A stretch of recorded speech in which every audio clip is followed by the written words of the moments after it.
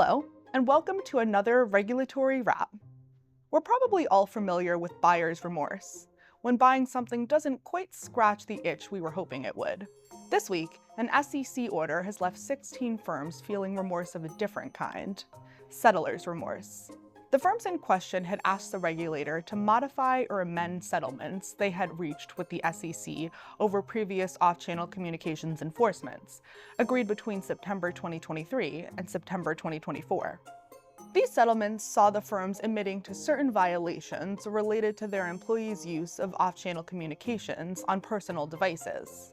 In the original settled orders, the firms had agreed to ongoing compliance commitments, including engaging third-party compliance consultants, reporting instances where they disciplined employees for further off-channel comms violations, and maintaining records of their ongoing compliance efforts. But the firms now want these agreements amended, and to remove requirements to engage third-party consultants and report employee discipline. They've asked instead to switch to a one-time internal audit. The 16 firms argue that settlements that other organizations have since made from January 2025 onward include better terms, with those firms only needing to meet ongoing compliance efforts on a voluntary basis.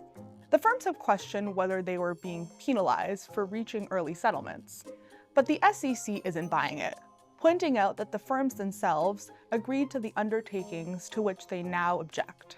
For the regulator, settlor's remorse does not justify upsetting a final agreed-upon order. We've seen considerable change at the SEC over the last few months, with the regulator changing its stance on topics including AI and crypto regulation, among others.